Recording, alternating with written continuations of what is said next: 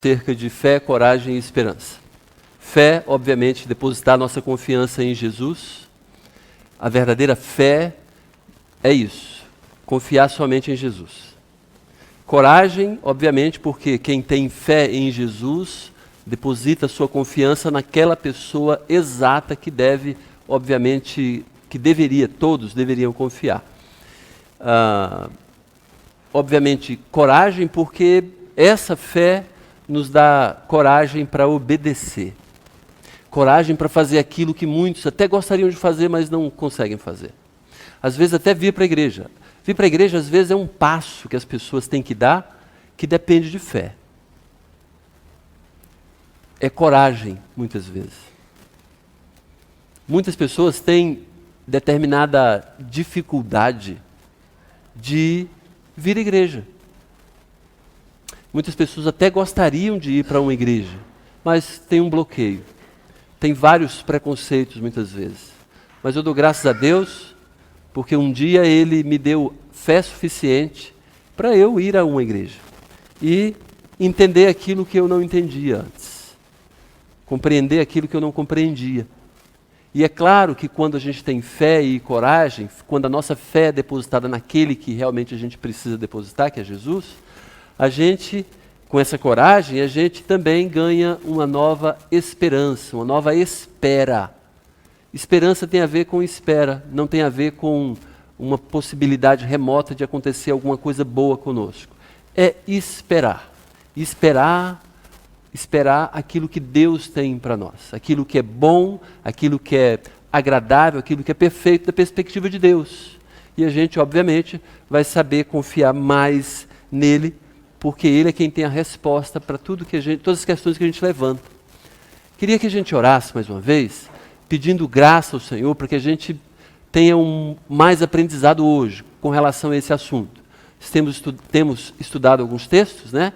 Mas também, obviamente, o nosso foco principal está no livro de Hebreus. Hoje a gente vai ouvir ou tentar entender um pouco de um trecho do livro de Hebreus, que espero eu, né, a gente possa ter o máximo de aproveitamento para que a gente coloque em prática na nossa própria vida e Deus, obviamente, esteja feliz com a nossa atitude. Ok? Então, vamos orar. Queria que você levantasse a sua voz diante de Deus no seu coração. Que você, diretamente ao Senhor, faça uma oração agora. Para que você próprio, né, não dependa do pastor orar ou de outra pessoa orar. Mas você mesmo orar. Coloque diante do Senhor aquilo que de alguma maneira está fazendo com que você fique atrapalhado com uma dessas coisas. Será que eu tenho a fé genuína? Talvez eu precise de mais coragem para obedecer. Eu preciso ter uma esperança realmente concreta, né? Coloca isso diante de Deus. Peça a Deus que Ele fale com você agora na oração, tá bem? Ore você mesmo. Nas suas necessidades, na sua dificuldade, naquilo que você sabe que você precisa. Então ore. Ore agora, tá bem? Faça a sua oração direta para o Senhor. Ele certamente está ouvindo o seu coração.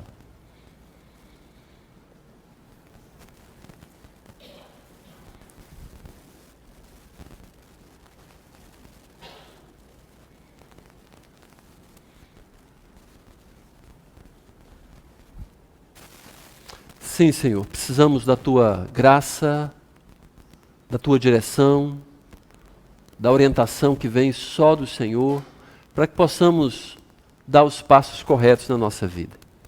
Muitas são as tentações, muitas são as opções que nós temos, mas já sabemos que o Senhor nos dá a condição de escolhermos o caminho do Senhor, o melhor caminho.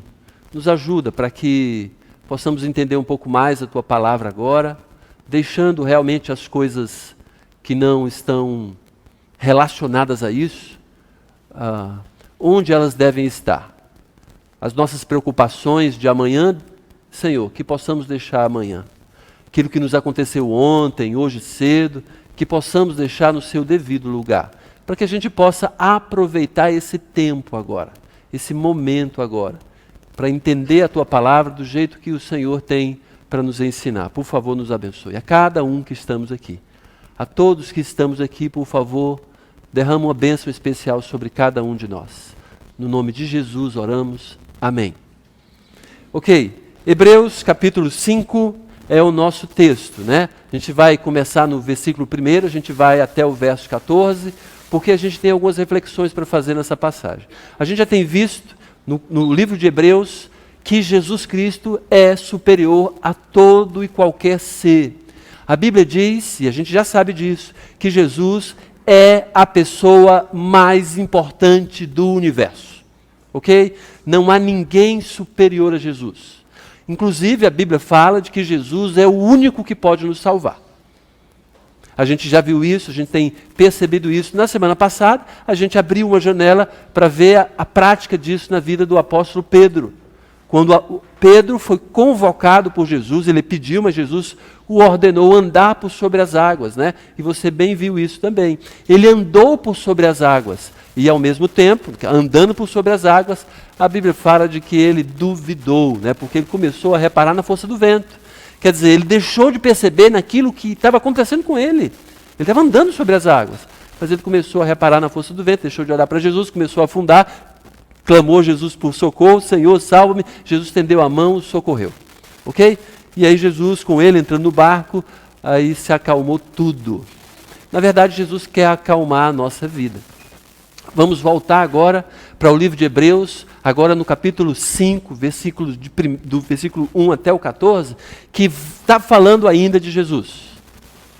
O autor de Hebreus já falou que Jesus era acima de tudo e todos, acima dos anjos.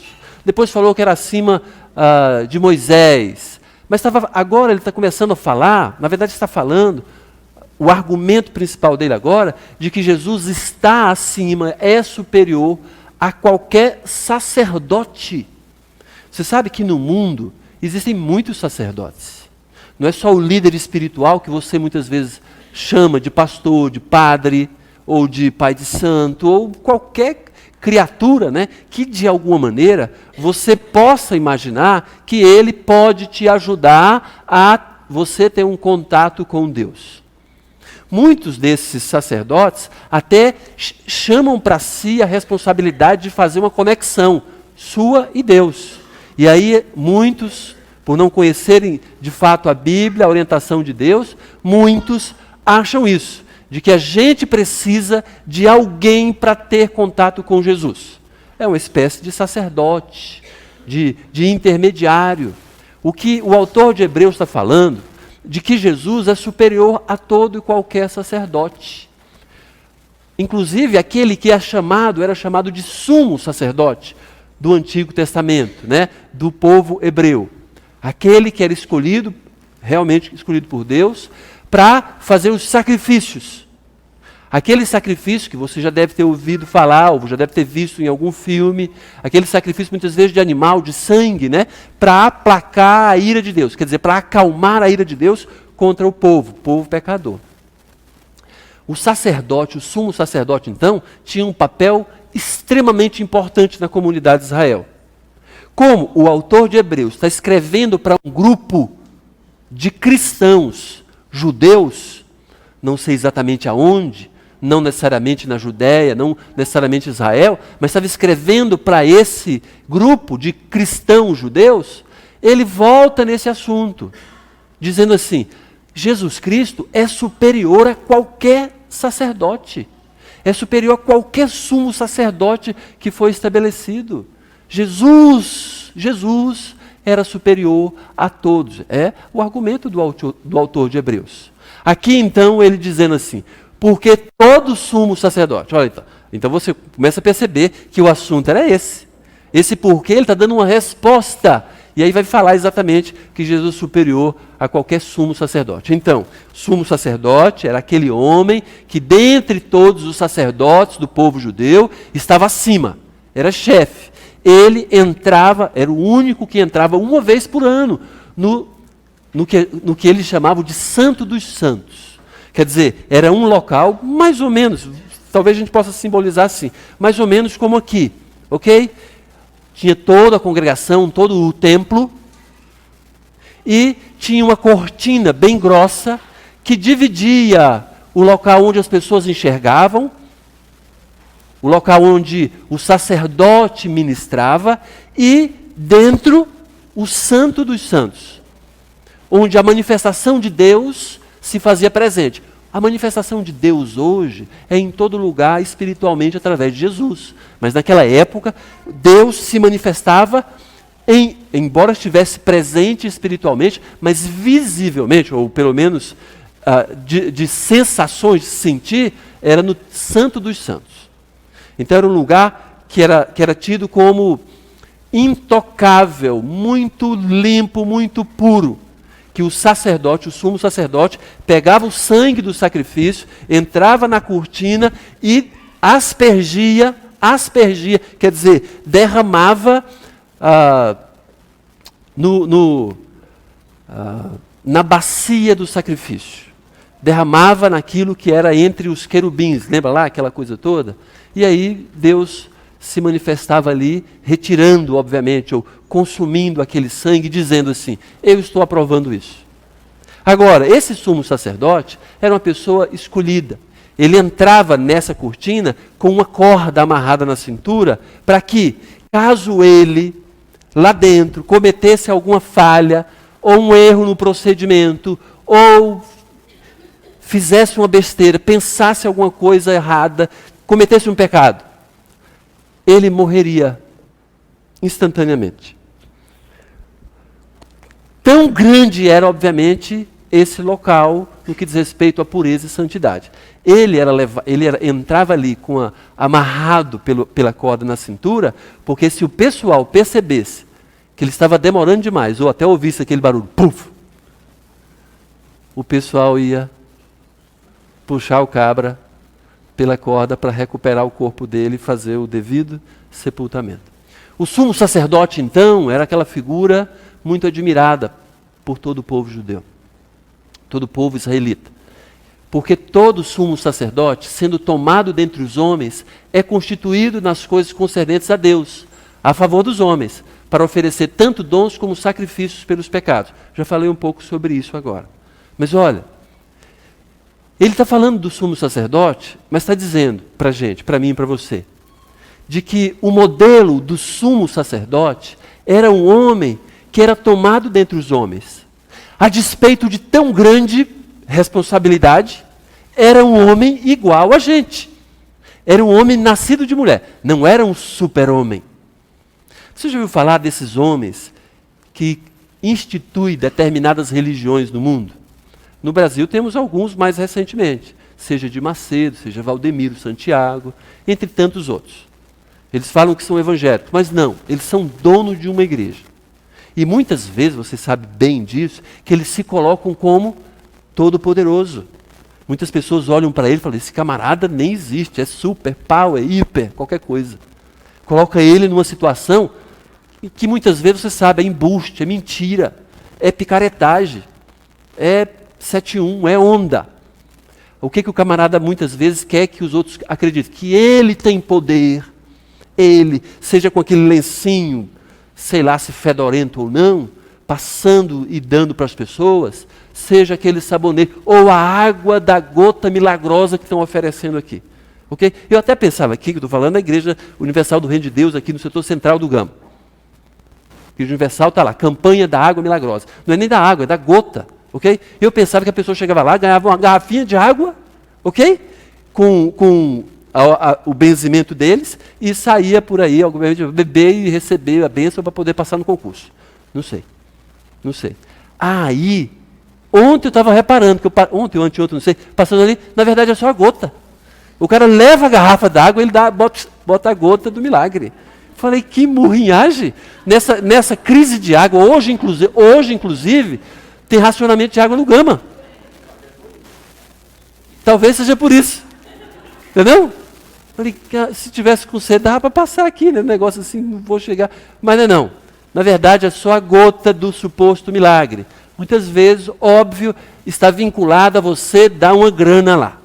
É assim mesmo. Muitas vezes isso está vinculado a você dar aquela ofertona. E aí diz assim, que esse sumo sacerdote é constituído nas coisas concernentes a Deus. Olha que coisa impressionante. Todo líder espiritual aprende. Não tem esse negócio do camarada assim, de repente passou a ser. Ok? Conhece tudo. Isso é fantasioso.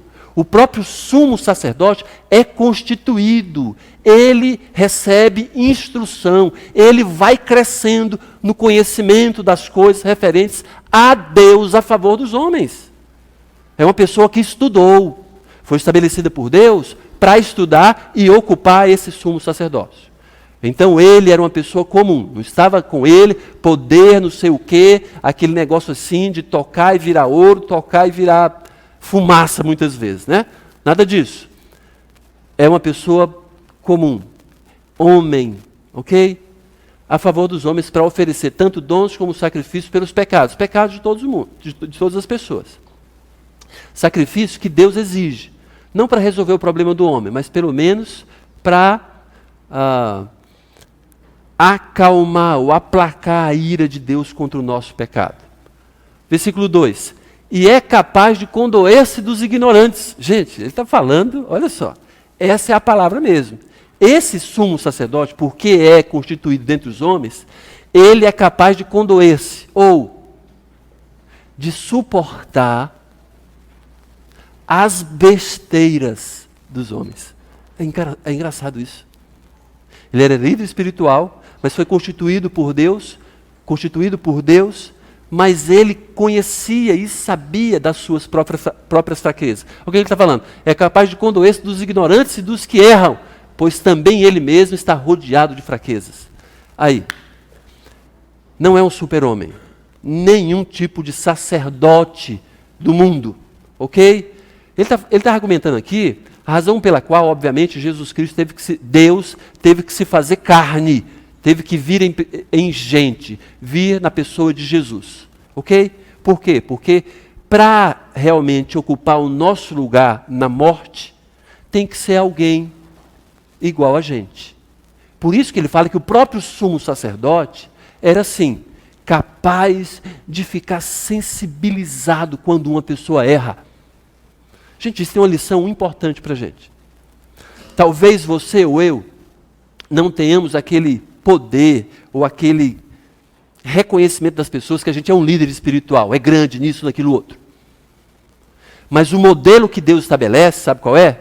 É aquele que suporta as fraquezas das outras pessoas. Mas tem gente que muitas vezes erra perto da gente e a primeira coisa que a gente faz é jumento. Deixa de ser tolo, pateta, burro, seu ignorante. A gente não tem muita paciência com as pessoas que erram. É claro, é lógico, que tem umas pessoas que parece que erram para poder nos fustigar, nos cutucar, parecendo o próprio Satanás querendo tirar a gente do sério. Mas tem gente que erra pela incapacidade de acertar. Porque não recebeu ainda o conhecimento devido. É interessante que aqui está falando que aquela pessoa... Cara, muito obrigado. Eu esqueci de pegar água antes, fiquei ali enrolando. João 16, muito obrigado.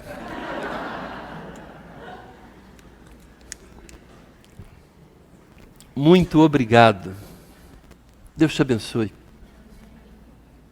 Então, eu estava falando o quê mesmo?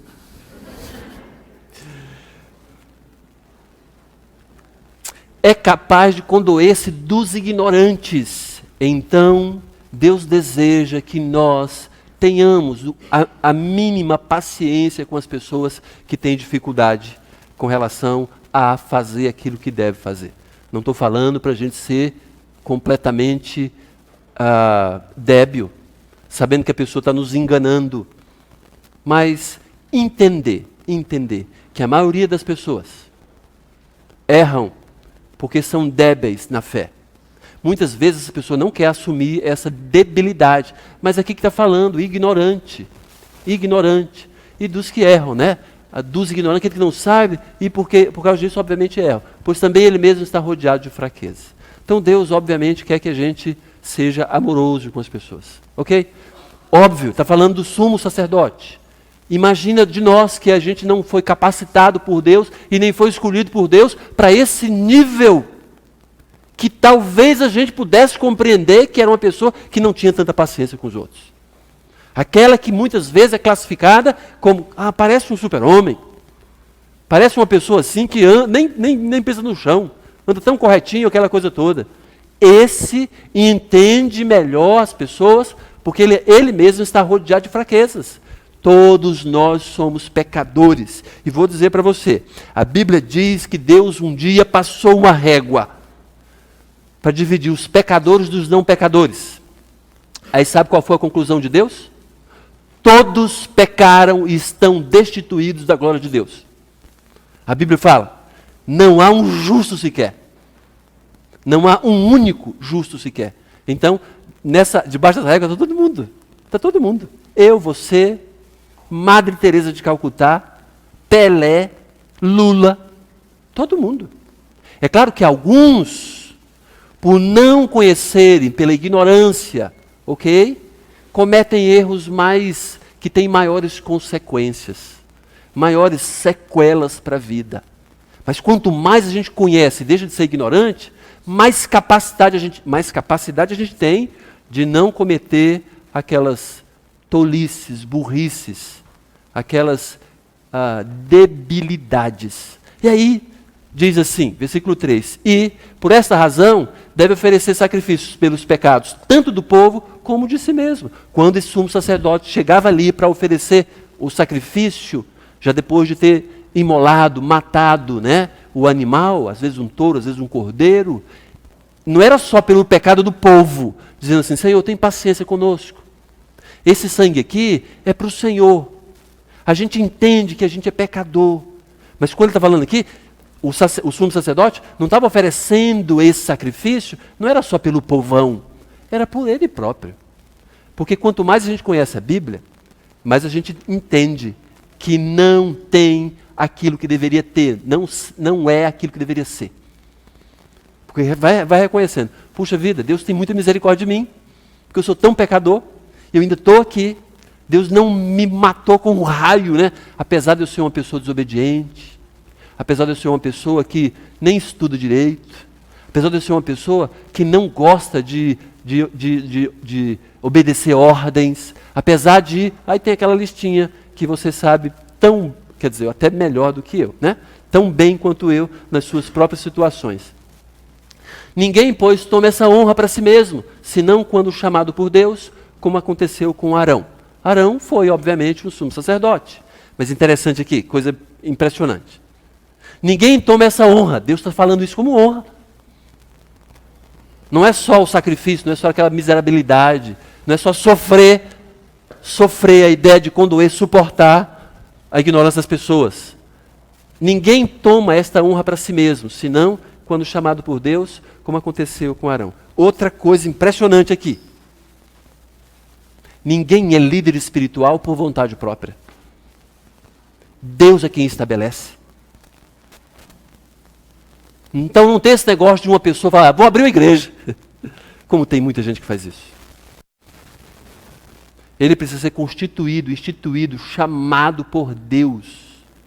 E quem entende isso é ele e a comunidade cristã que ele participa. Então não tem esse negócio. Hoje mesmo eu vi uma pessoa falando, fulano de tal, isso na África. Fulano de tal, que estava muito bem ali numa igreja, não estava ouvindo o conselho do pastor. Não estava aceitando, ele estava querendo continuar naquela vagabundagem dele, aquela coisa toda, E aí o pastor, e ele era líder, E o pastor chamou a atenção dele e falou, você não pode ser líder desse jeito, você não é um bom exemplo. Aí a moça me falou, sabe o que ele fez? Saiu da igreja e começou uma igreja para ele.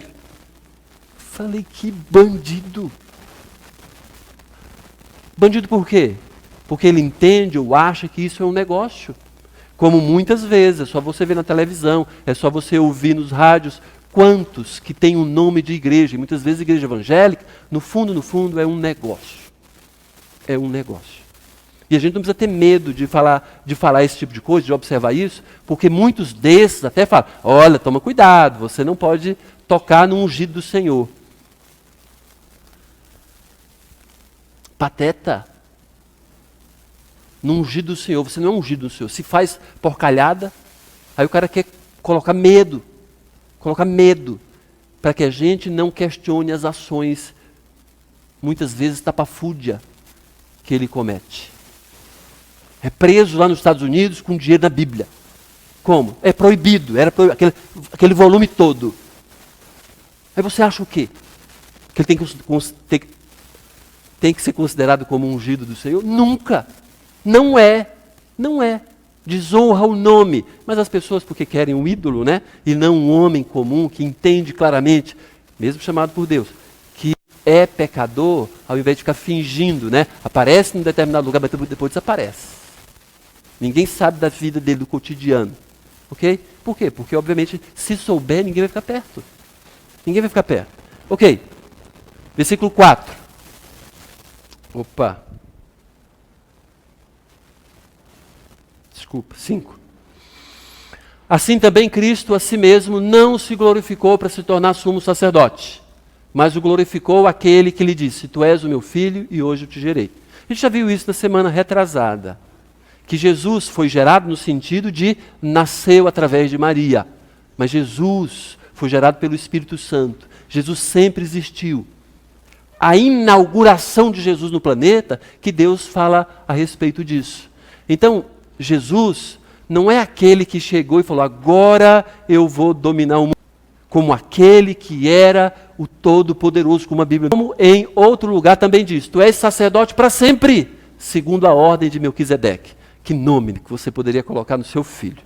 Ok? Meu é demais. Melquisedeque. É porque eu não tenho um filho homem, senão eu botava Melquisedeque, o nome do menino, né?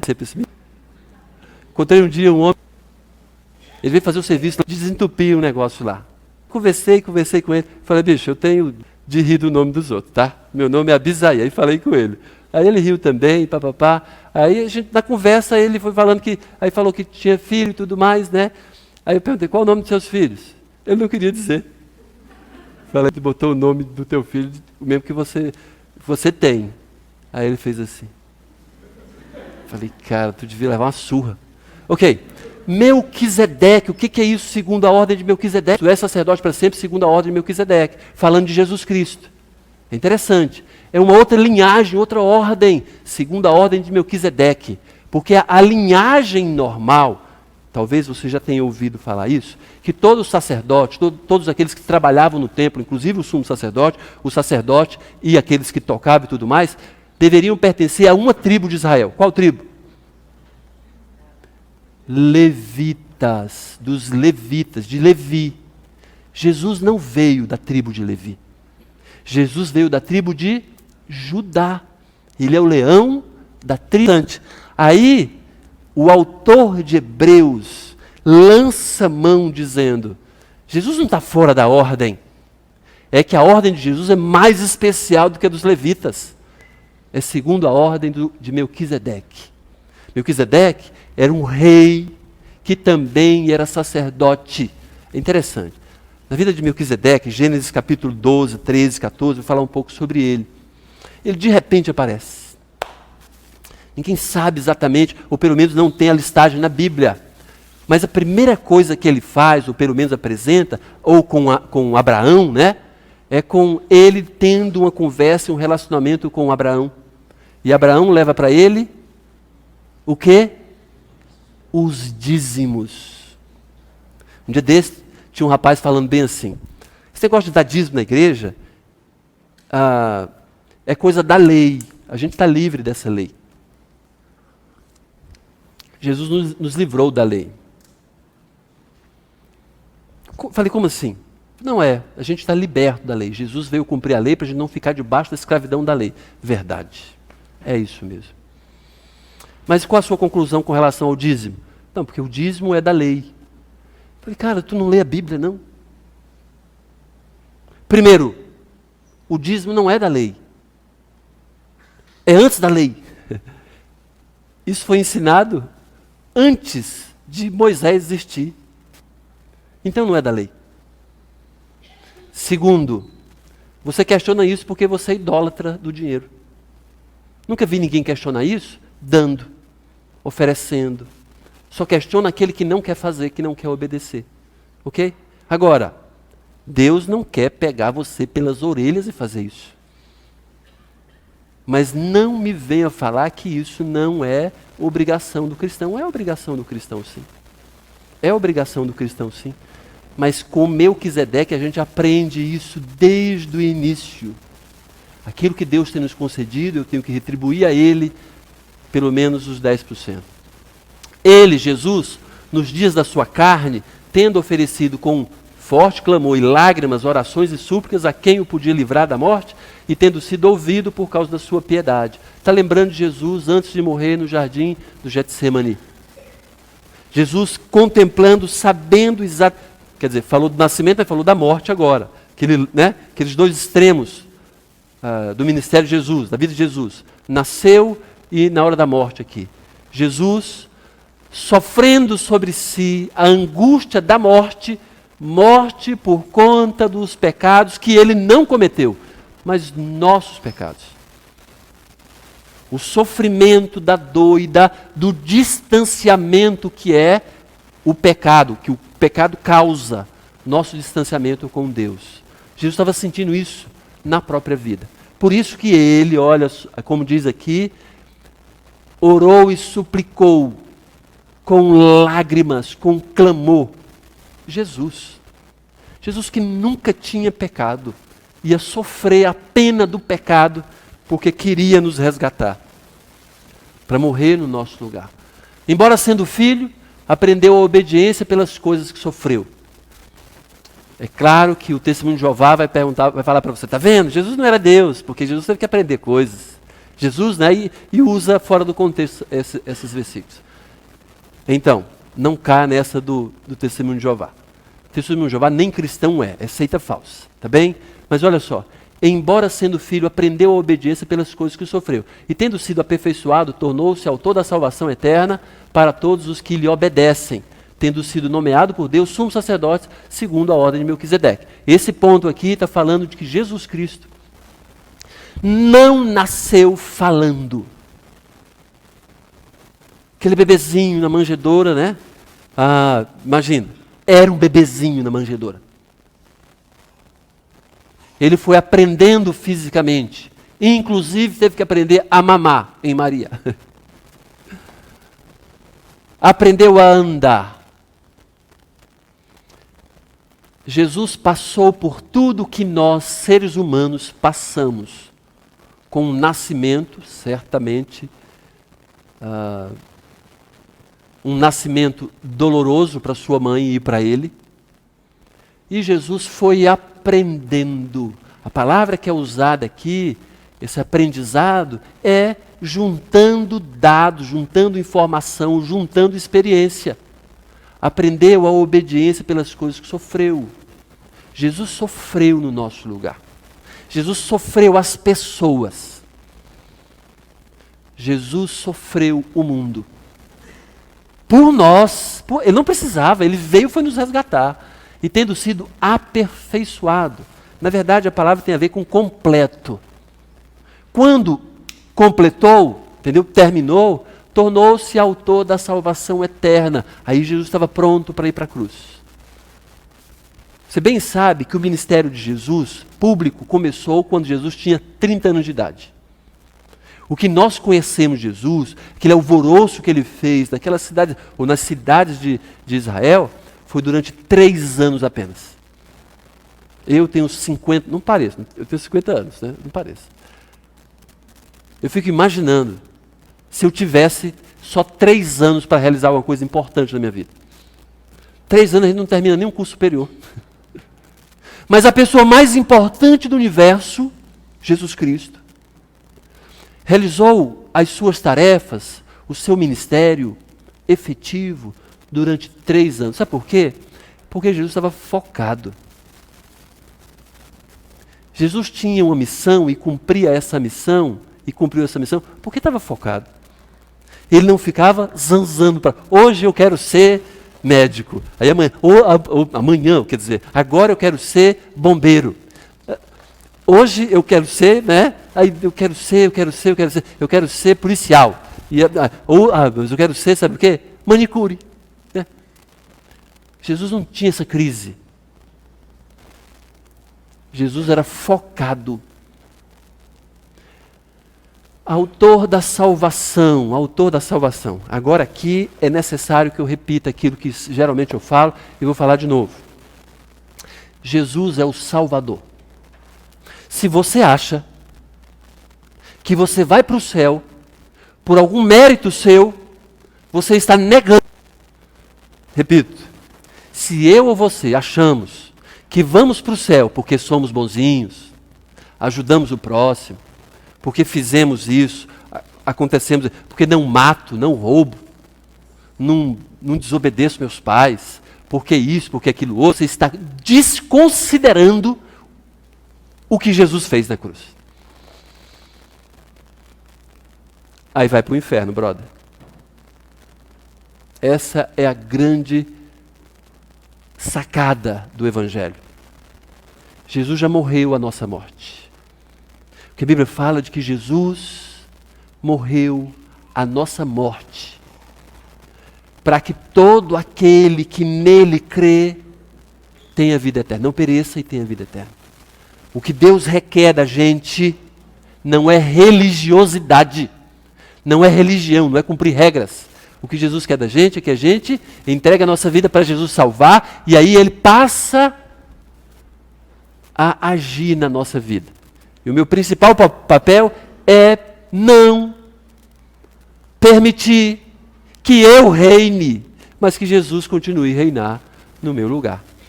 Entreguei a minha vida para Jesus de verdade? Então Jesus deve reinar a minha vida, ou viver a minha vida, viver através de mim.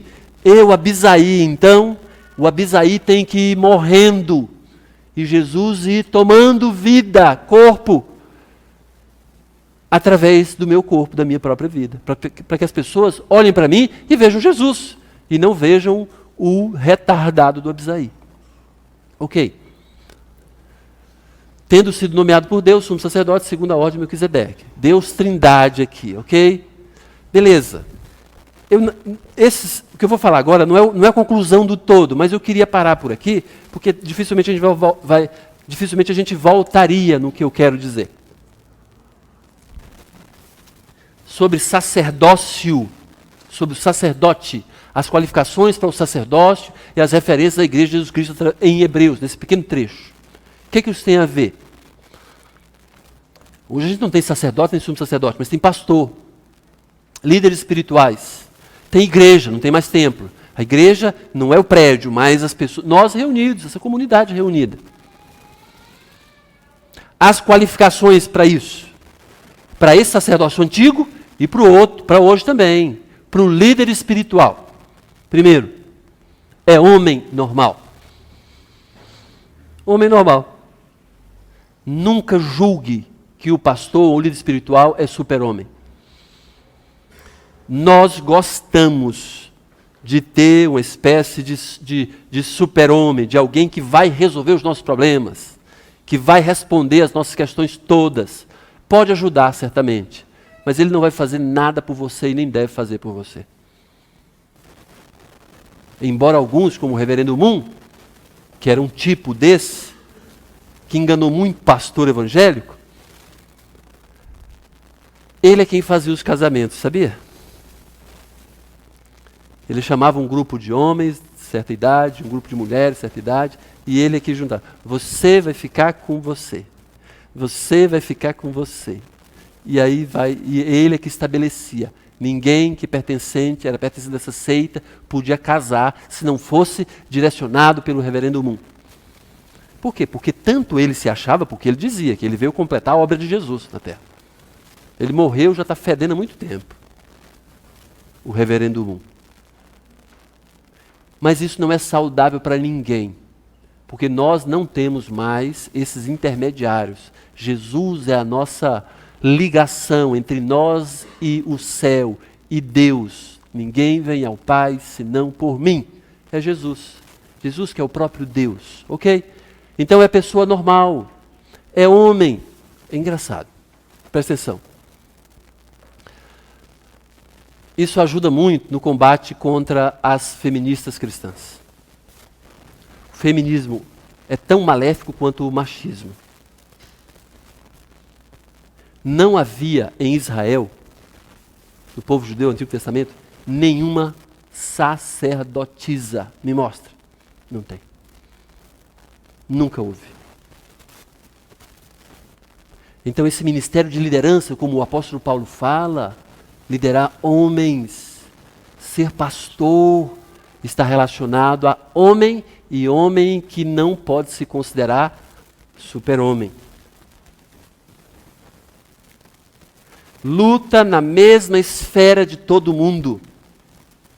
Passa pelas mesmas lutas de finanças, família, estudos, prioridades.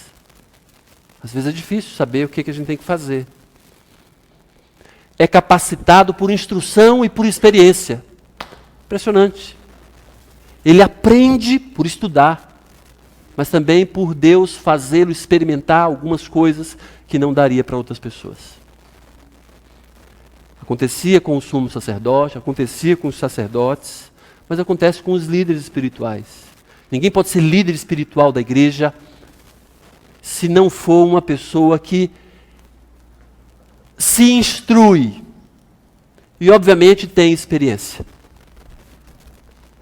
É interessante que o apóstolo Paulo chega a dizer que nenhum líder espiritual pode ser um neófito, quer dizer, aquele que é novinho na fé. Entregou a vida para Jesus, está impactado com aquilo e tal, pode ser líder espiritual. Não pode. Tem que ter experiência suficiente. Ok? É capacitado por instrução, mas Deus gera experiência na vida do cabra. É chamado por Deus para o ministério. Ok. Não inventou. Ele não é um apóstolo que se autodeclarou apóstolo. Ou alguém, um colega dele, que se diz apóstolo, declarou apóstolo também. Não existe isso. Nem existe essa função mais, porque apóstolo verdadeiro, como diz a Bíblia, teve que ver Jesus Cristo. E nenhum desses viram, desses que estão aí. Ok, quero só voltar aqui agora. A esse respeito, gente, isso aqui me impactou. Falei hoje de manhã sobre isso, mas eu quero que você agora preste atenção, se você não estiver prestando atenção. Dá vontade de orar de novo agora. Senhor, tem misericórdia da gente. Olha o que o autor de Hebreus diz. A esse respeito, ele está falando sobre a pessoa de Jesus que está acima de tudo e todos. Sobre o sacerdócio, a liderança do povo de Deus. A esse respeito, temos muitas coisas que dizer. Ele tem muita coisa para falar, para ensinar, e difíceis de explicar. Tem coisas na Bíblia que são difíceis mesmo. Mas ele fala que a maior parte das dificuldades que a gente tem para ler a Bíblia, para entender a Bíblia, está aqui. Porquanto vos tendes tornado tardios em ouvir. Ele está escrevendo uma carta para um grupo de cristãos judeus, e está falando sobre isso, e chega num momento e fala bem assim, ele está falando assim, gente, vou ser sincero com vocês. Tem assunto que é difícil mesmo. Mas boa parte dos assuntos que vocês não querem entender é porque vocês são lerdos. A palavra tardio tem a ver com lerdeza. Literalmente lerdeza. Ou preguiça para aprender. Preguiça para aprender. Sabe o que é isso? É aquela pessoa que mesmo estando na igreja, eu estou falando igreja porque é o que ele está falando aqui. É a pessoa que passa, não retém nada, não aprende. Às vezes na escola a gente é assim também. Está na escola, o professor está explicando, e aí você entra, né, num estado assim de outra dimensão. Você está olhando para o professor, né, você está até mexendo com a cabeça para o lado que o professor está andando, né? Mas não está reparando o que ele está falando. Se o professor para assim e fala, o que eu falei? Aí o cara, sabe o que ele vai falar? O que eu falei? Só repete o que o professor falou, o que eu falei.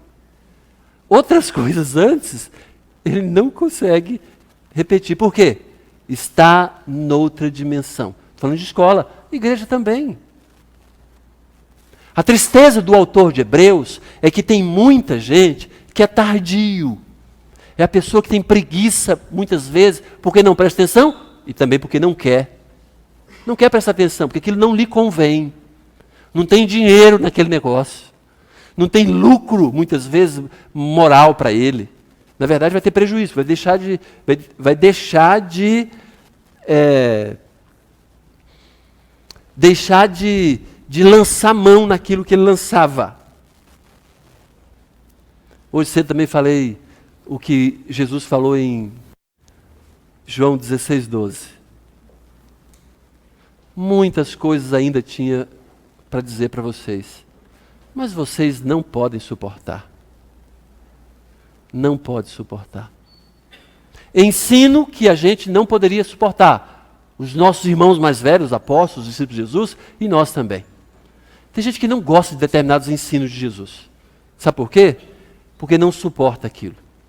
Ah, meu amigo, vai ter que parar agora de fofocar. Ah, minha amiga, vai ter que parar de vagabundear. Ah, você vai ter que fazer isso, aquilo, outro. A pessoa não quer isso. Ela quer fugir, foge das responsabilidades. Deus fala, levanta, sai dessa letargia, dessa preguiça, dessa imoralidade. A pessoa não quer sair. E aí, fica sempre nessa situação. Tardio em ouvir. Não pode suportar muitas vezes. E aqui, porque a gente não quer aprender. Olha aqui a sequência disso. Pois com efeito, quando devi ser mestres, por que ser mestre? Atendendo ao tempo decorrido. Quer dizer, já tem muito tempo que você está aprendendo essas coisas. Tem quanto tempo que você se diz cristão? E eu? Abisai, tem quanto tempo que você se diz cristão? Atendendo ao tempo decorrido, era para ser mestre. Mas tendes novamente necessidade de alguém que vos ensine de novo, outra vez, novamente. Quais são os princípios elementares, quer dizer, aquelas coisas básicas dos ensinos, do que se refere a Deus, os oráculos de Deus. Assim vos tornastes como necessitados de leite e não de alimento sólido. A imagem que tem aqui é aquela pessoa grande. Seus 40 anos de idade, com a mamadeira. Imagina eu, antes de dormir, olho para a Ivonilce e falo bem assim, cadê meu gagal? E ela vai lá e prepara o gagal e traz na mamadeira. Gente, isso é patético, ridículo ao extremo. Mas espiritualmente, é essa ideia que ele está falando. Conforme o tempo decorrido, é para que nós já sejamos mestres. Quanto tempo você tem acesso à Bíblia? Quanto tempo eu tenho acesso à Bíblia? Está falando que por causa do tempo decorrido, eu já tenho 5 anos que sou crente, sou salvo, sou evangélico, tenho lido a Bíblia. É para ser mestre. É para estar ensinando, ao invés de só estar numa situação de não estou entendendo. E nem quer entender. Ele está falando, nem quer entender. Aí ele está falando aqui que é necessário muitas vezes pessoas explicarem aquilo que é básico da fé. Que é rasteiro. Que qualquer pessoa já tem condições de ler a Bíblia, de estar prestando atenção no que estão falando. Já sabe.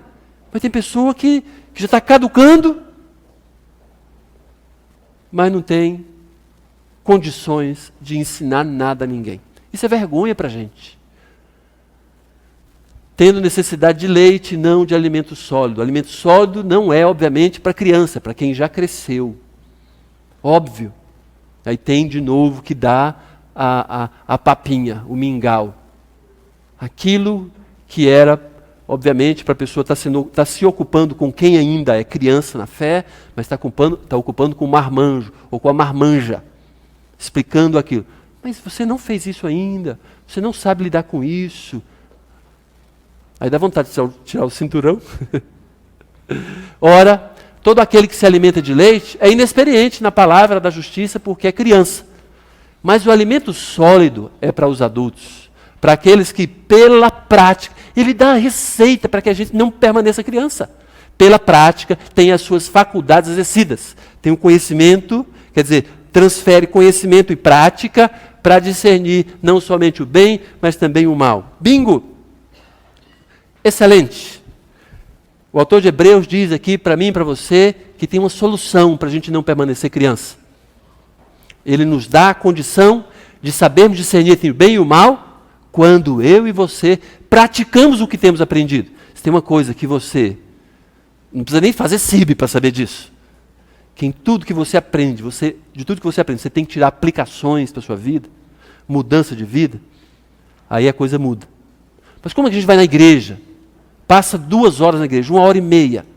Aprendeu, fui desafiado, cantei, me envolvi com as pessoas. E não leva nada para mudar na vida? Não vai aprender o que ouviu. Você perdeu tempo, eu perdi tempo. É claro que muitas vezes se depara com gente que já deveria estar realmente madura na fé. Já podia estar ajudando outras pessoas. Mas está estagnada. Está paralisada. Está caquética. Porque não praticou as coisas que aprendeu, que foi desafiado. É isso aqui. Ok. Qual o resumo disso? Hebreus 5, de 1 a 14, fala assim: Jesus é o sacerdote perfeito, que dá esperança ao perdido e requer dos salvos uma maturidade elevada. Só estou querendo dizer para você que a mensagem desse bloco, resumidamente, bem podia ser isso aqui. Falando que Jesus é o sacerdote perfeito. Por ele ser o sacerdote, ele dá esperança para todo aquele que precisa.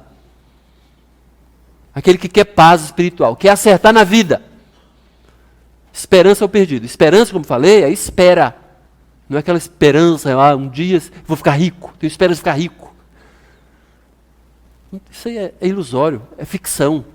Esperança que ele está falando aqui é esperamento, ok? É esperar, aguardar, dar esperança, ok? Ao perdido. E requer dos salvos a maturidade elevada. Requer de você que já entregou a sua vida para Jesus salvar. Ao invés de ficar naquela mulambice de vida espiritual, ter uma maturidade. Ok? Tá bem. Porque é assim mesmo. Deixa eu só sentar aqui que eu já estou sentindo. Presta atenção. Como é que está a sua vida espiritual? Como você se encaixa na fé? Eu sei que alguns de nós podem dizer assim, não, mas eu posso ensinar. Mas ninguém tem coragem, um mais maduro do que você, dar alguém para você ensinar. Porque ela sabe que você não tem capacidade. Porque já deveria ser maduro e madura e não é. Bote a mão na consciência. Avalie o tanto que Deus já investiu na sua vida através de pessoas. Considera mesmo. Ou a gente, ou eu, ou você, a gente vai perder a nossa vida, vai chegar velhinho com 50, 60, 70, 80, 200 anos. E percebeu que perdeu tempo na vida. É provável que isso aconteça com alguns de nós. Mas é triste isso acontecer comigo, com você que você já tem ouvido.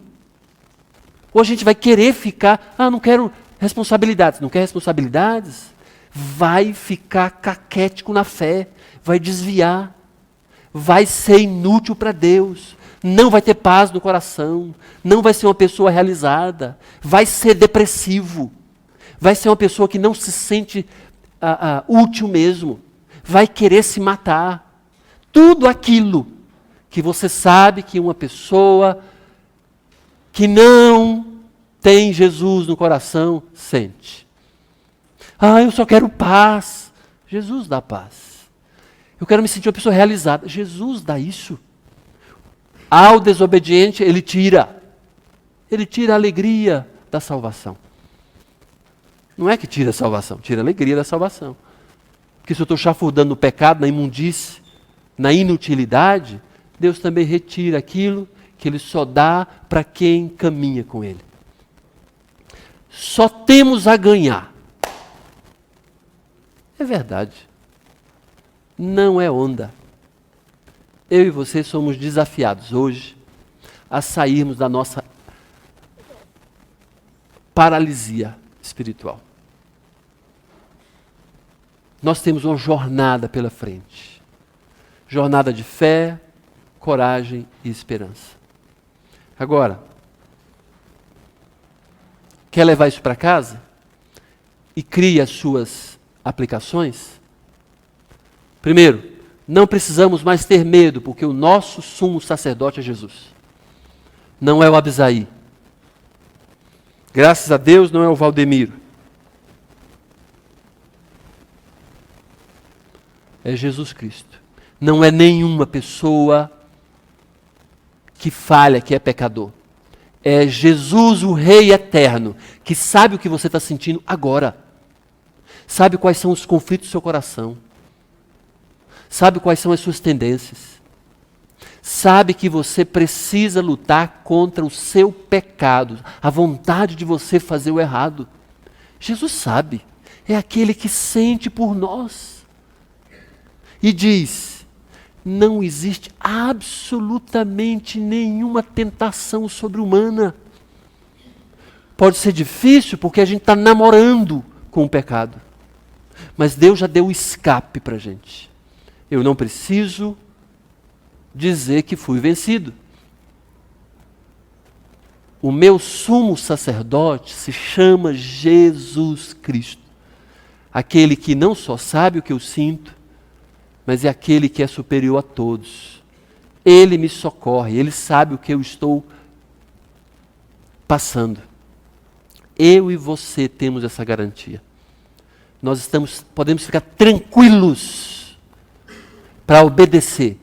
Ai, Senhor, mas se eu obedecer, eu vou ser malhado na escola. Jesus sabe o que é melhor para você. Pode ser malhado por um momento, mas aqueles que malham hoje vão pedir conselho para você amanhã. Verdade. Ah, eu prefiro levar a minha vida, estou com dificuldade disso. Aí eu quero, sei lá, eu quero tirar férias de Deus. Mas não conte com Deus então. Embora Ele sempre está conosco. Esse sumo sacerdote é Jesus. É aquele que disse: eu não te deixarei, nunca, jamais te abandonarei. Apesar de você, apesar de mim. Aleluia, glória a Deus. E eu me sinto renovado por isso. Nós nos sentimos renovados e podemos recomeçar a nossa história. Outra verdade, outra lição.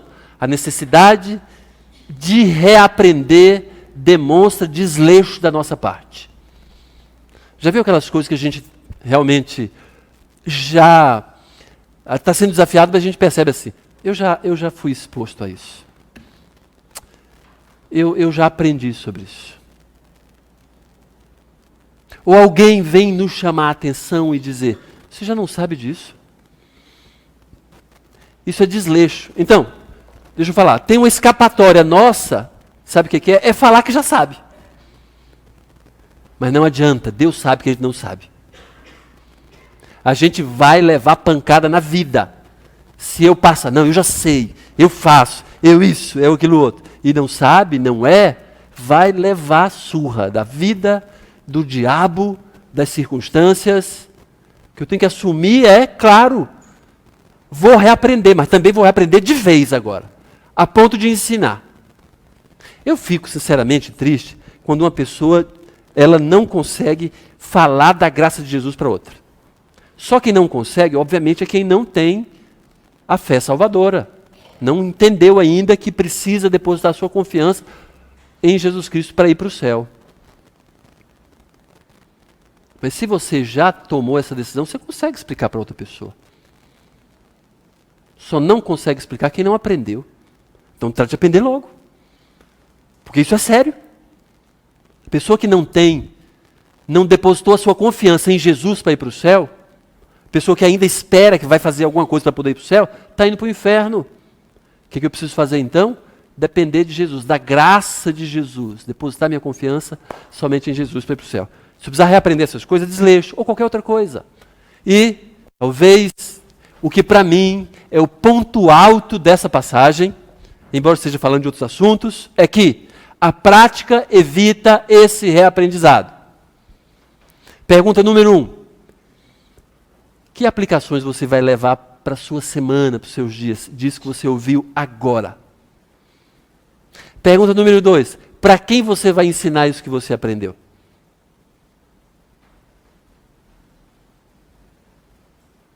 Pergunta número 3. Se você não aprendeu nada, você pode ser considerado um doido varrido?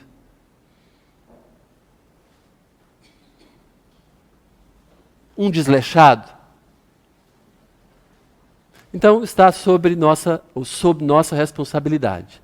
Gente, isso aqui para mim é o ponto alto. A prática evita o reaprendizado. Hoje aprendi isso. Vou viver isso então. Eu aprendi que eu preciso prestar atenção. E vou prestar atenção. Já que eu estou aqui, por que eu vou ficar pensando noutra coisa? Estou perdendo meu tempo? Eu falei uma aplicação. Diversas aplicações durante todo o nosso tempo aqui. Então, escolha uma ou algumas, mas pelo menos uma. Carrego isso para casa. A partir de hoje, eu assumo a responsabilidade de ensinar quem sabe menos do que eu. E estabeleço meu vizinho tal. Ele vai ser aquela pessoa que eu vou ensinar. Nem tenho amizade com ele ainda. Mas eu vou criar essa amizade. Ou qualquer coisa assim. Eu sei que nós precisamos da graça do Senhor para isso. Por isso que estamos aqui. Eu sei que eu e você precisamos da misericórdia de Jesus Cristo. Por isso que estamos aqui. Tudo que a gente já tem visto e ouvido, precisamos da mão de Jesus sobre nós. Ele mesmo falou: sem mim, nada podeis fazer. Então vamos orar por ele, para ele agora. Pedindo: Senhor, derrama as tuas bênçãos sobre mim. E não permita que eu fique estagnado na fé. Porque já passou essa época de eu ser um desleixado. Porque daqui a pouco, que ainda tem tempo, daqui a pouco eu posso estar fazendo aquelas besteiras inimagináveis para um cristão. Inimaginável. Daqui a pouco talvez eu esteja fazendo aquilo que é absurdo. Agora é absurdo, mas daqui a pouco é tão comum. É tão comum. Hoje, mais uma vez, agora à tarde, alguém foi pedir de novo coisas lá em casa. Nossa tentativa muitas vezes é de ajudar. A pessoa viu meu esforço para ajudá-lo. As últimas palavras dele: pastor, que dia que tem culto na igreja? Falei: todo domingo, 19 horas. Eu acho que eu vou aparecer na igreja para me reconciliar com o Senhor. Falei: hoje cedo eu tinha falado sobre isso. Muitas pessoas tiveram encontro com a palavra de Jesus. Não tiveram a atenção e não quiseram. Talvez tiveram vida de igreja. E foi afastando, está mendigando na rua. Daqui a pouco é aquele que vai fumar maconha. Não, eu não. Vai se prostituir, eu não. Vai virar ladrão, eu não. O problema é que se a gente para de crescer, como a gente viu hoje cedo, é sinônimo de decrescer, de diminuir. Vai sim. É só questão de tempo, só o quando. Então, vamos jogar fora essa possibilidade da gente deixar Jesus de lado. Vamos praticar Jesus, a vontade de Jesus. Não é tão difícil, você sabe disso. Vamos orar?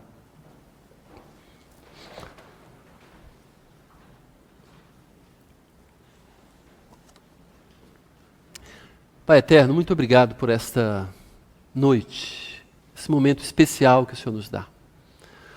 Muito obrigado pela tua graça que nos desafia a perseguir a obediência ao Senhor, porque é o melhor para nós, para a nossa vida. Mas o Senhor fica feliz com isso, serve para a glória do Senhor. Continua nos abençoando, por favor. Derrama das tuas bênçãos sobre cada um aqui, que todos possamos sair daqui renovados pelo poder do teu Espírito. Que possamos sair daqui reanimados, porque sabemos que apesar de nós, o Senhor nos ama. O Senhor insiste conosco.